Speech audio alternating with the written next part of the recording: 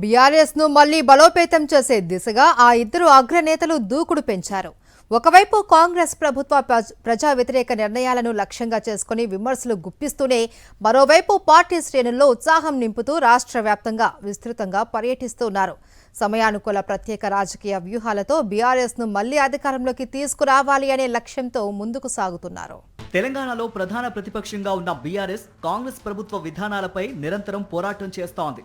ప్రభుత్వం తీసుకుంటున్న పలు నిర్ణయాలు ప్రజా వ్యతిరేకంగా ఉన్నాయని ఆరోపిస్తూ ఆ పార్టీ తన అభ్యంతరాలను వ్యక్తం చేస్తోంది. Party working president KTR, BRS LP ఉపనేత హరీష్ రావు రాష్ట్ర వ్యాప్తంగా పార్టీ శ్రేణులకు అందుబాటులో ఉంటూ నాయకులకు అండగా నిలుస్తున్నారు. కేసులు, ఇతర ఇబ్బందులు ఎదుర్కొంటోన్న నేతలకు భరోసా ఇస్తూ క్యాడర్లో ఆత్మవిశ్వాసాన్ని పెంచే ప్రయత్నం చేస్తున్నారు. ప్రత్యేక ఓటర్ జాబితా సవరణ ఎస్ఐఆర్ ప్రక్రియపై బీఆర్ఎస్ మొదటి నుంచే అప్రమత్తంగా వ్యవహరిస్తోంది. రాష్ట్ర వ్యాప్తంగా పార్టీ శ్రేణులతో సమావేశాలు నిర్వహిస్తూ అవగాహన కల్పిస్తోంది. ఈ క్రమంలో కేటీఆర్ జిల్లాల వారీగా పర్యటిస్తూ బూత్ లెవెల్ ఏజెంట్లకు నిర్వహిస్తున్న శిక్షణ కార్యక్రమాల్లో పాల్గొంటూ ఎస్ఐఆర్ అంశంపై క్యాడర్ అప్రమత్తంగా ఉండాలని సూచిస్తున్నారు. ఇదే సమయంలో కాంగ్రెస్ ప్రభుత్వ విధానాలపై తీవ్ర విమర్శలు చేస్తున్నారు. ప్రస్తుతం ఉమ్మడి రంగారెడ్డి జిల్లాలో కేటీఆర్ పర్యటన కొనసాగుతోంది. కౌలు రైతులకు రైతు బంధు వచ్చిందా? గట్టిగా చెప్పాలా, వచ్చిందా రాలేదా? అట్లాగే ఇంకొక మాట చెప్పిండు, రైతు కూలీలకు నెలకు 1000 రూపాయల చొప్పున సంవత్సరానికి 12,000 ఇస్తా, ఇందిరమ్మ ఆత్మీయ భరోసా అన్నాడు, వచ్చిందా? రైతు కూలీలకు, నిరుపేదలకు, భూమి లేని వాళ్లకు 1000 రూపాయలు వచ్చిందా? నెలకు బోనస్ వచ్చిందా? ఏమన్నా వచ్చిందా? మరి మనకు సోయి వచ్చిందా? పరిగిలో బీఆర్ఎస్ ఎల్పీ ఉపనేత హరీష్ రావు కూడా జిల్లాల పర్యటనలో బిజీగా ఉన్నారు. ఎస్ఐఆర్ పై అసెంబ్లీ నియోజకవర్గాల వారీగా నిర్వహిస్తున్న సమావేశాల్లో పాల్గొంటూ పార్టీ శ్రేణులకు దిశానిర్దేశం చేస్తున్నారు.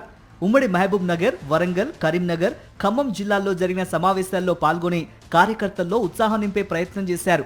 అలాగే సింగరేణి, హ్యామ్ రోడ్లు, స్కూల్ కి టెండర్లలో అక్రమాలు జరిగాయని ఆరోపిస్తూ రేవంత్ రెడ్డి ప్రభుత్వాన్ని లక్ష్యంగా చేసుకున్నారు.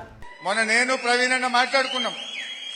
అక్రమ కేసులు పెట్టినోడి మీద, తప్పుడు కేసులు పెట్టినోడి మీద మన ప్రభుత్వం వచ్చినాక ఈసారి ఇడిచిపెట్టాం. ఇలా రకరకాల కుట్రలు చేస్తున్నారు.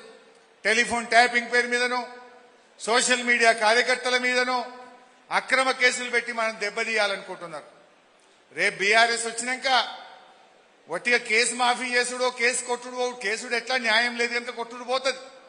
కానీ రేపు మాత్రం ఈ తప్పుడు కేసు పెట్టినోని మీద రేపు విచారణ జరిపి తప్పుడు కేసు పెట్టినందుకు క్రిమినల్ యాక్షన్ తీసుకోవాల్సి వస్తుంది. కేంద్ర రాష్ట్ర ప్రభుత్వాల నిర్ణయాలపై కేటీఆర్, హరీష్ రావు వరుసగా స్పందిస్తూ పార్టీ వైఖరిని ప్రజల్లోకి తీసుకువెళ్తున్నారు.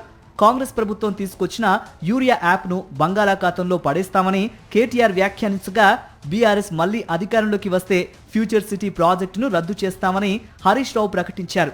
రాష్ట్ర వ్యాప్తంగా పర్యటనలతో పార్టీ క్యాడర్ను సమాయత్తం చేస్తూ అధికార పార్టీపై రాజకీయ ఒత్తిడి పెంచే వ్యూహంతో బీఆర్ఎస్ అగ్రనేతలు దూకుడుగా ఉన్నారని, ఇదే స్పీడ్ కొనసాగితే ఈసారి కాంగ్రెస్ అధికారంలోకి రావటం కష్టమే అని రాజకీయ విశ్లేషకులు భావిస్తున్నారు. మరిన్ని అప్డేట్స్ కోసం ఛానల్ ను సబ్స్క్రైబ్ చేయండి. నోటిఫికేషన్స్ కోసం బెల్ ఐకాన్ పై క్లిక్ చేయండి.